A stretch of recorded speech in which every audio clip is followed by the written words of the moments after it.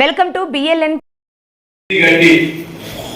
ఇచ్చిన మాట అమలు చేసే కొరకు రేవంత్ రెడ్డి గారి ప్రభుత్వం చిత్తశుద్ధితో అమలు చేయబోతుందని సందర్భంగా పాఠశాలలన్నీ కూడా ప్రారంభించాం. నేను కూడా మీ యొక్క శాంపేట JPSS మహిళా హై స్కూల్ వచ్చి మొదటి రోజునే రాష్ట్ర వ్యాప్తంగా అందించాం.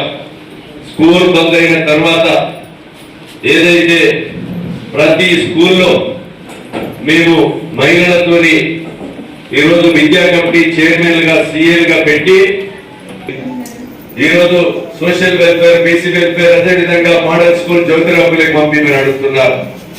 అక్కడ కేవలం 12,000 రూపాయలకే ఉపాధ్యాయులు గత 12 సంవత్సరాల నుంచి పనిచేస్తున్నారు.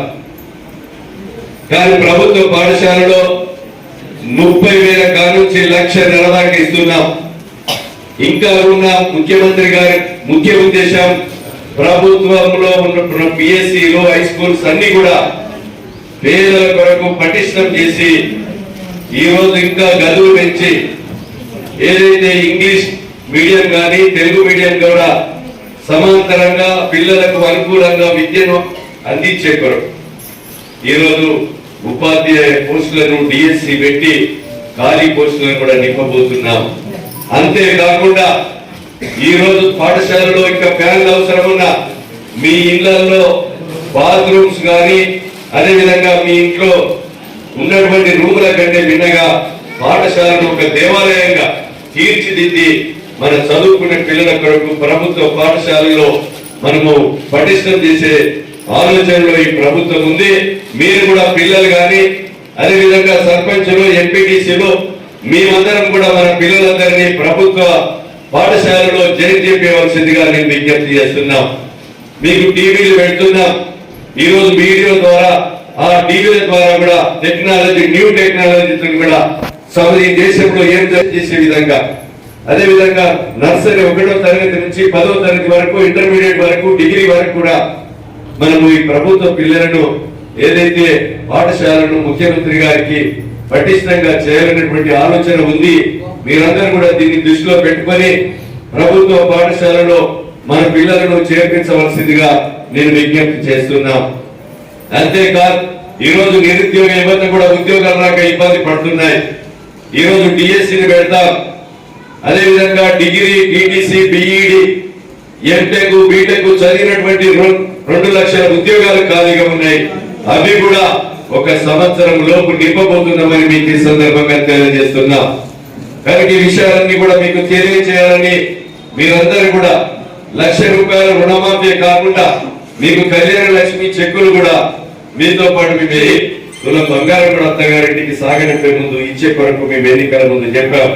అది కూడా తూచా తప్పకుండా ఆర్థిక వనరులు, వసతులను బట్టి వచ్చే సంవత్సరం నుంచి కూడా అది కూడా అందిస్తాం.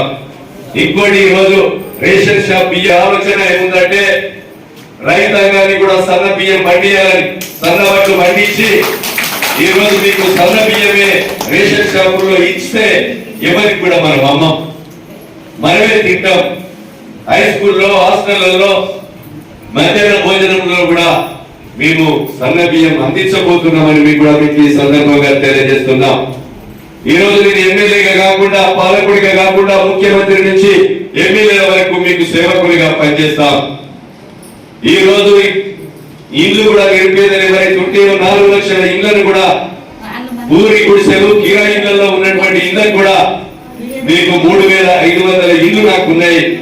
ముఖ్యమంత్రి ఇచ్చిన ఇల్లు రేపటి నుంచి అవి పేదల ఇల్లు సెలక్షన్ తీసుకొని ఈ రేవంత్ రెడ్డి నాయకత్వంలో ఈ ప్రభుత్వానికి మీ దీవెనలు, మీ ఆశీర్వాదము ఉంచాలని విజ్ఞప్తి చేస్తూ ప్రభుత్వ సంక్షేమ పథకాలు మరోసారి తెలియజేయాలనేటువంటి ఉద్దేశంతో మీకు చెప్పడం జరిగిందని మీకు ఈ సందర్భంగా తెలియజేస్తున్నాం. సోదరులారా, బాంబుల దెబ్బతో ఏదైతే క్రషర్లు ఇబ్బంది పడుతుంటే, మా తారాపూర్ స్కూల్ కానీ ఆ ఊరు గుడిసెలు కానీ ఇబ్బంది పడుతుంటే 3 క్రషర్లు కూడా సీజ్ చేయించాలి. నా దగ్గరికి వచ్చారు. ఆ క్రషర్లు కూడా మేము మళ్ళీ ఓపెన్ చేయమంటే ఎట్టి పరిస్థితుల్లో అవి రీఓపెన్ కావు. తిరిగి క్రషర్లను సీజ్ చేస్తాం. మీకు ఎవరికి కూడా ఇబ్బందులు లేకుండా చూస్తారని కూడా మీకు ఈ సందర్భంగా తెలియజేస్తున్నాం. వాడు ఎంత పెద్దోడైనా ఆ క్రషర్ మిషన్లు ప్రజలకు ఇబ్బంది కలుగుతా ఉంటే అవి రీఓపెన్ కావాలని కూడా మీకు ఈ సందర్భంగా తెలియజేస్తున్నాం. పేదల భూములు పేదలకు అందిస్తాం. అక్కడ ఉన్నటువంటి గుట్ట కింద గుడిసెలు తీసుకున్న వాళ్ళందరికీ కూడా ఎవరైతే నిరుపేదలు ఉన్నారో ఇంకా వాళ్ళ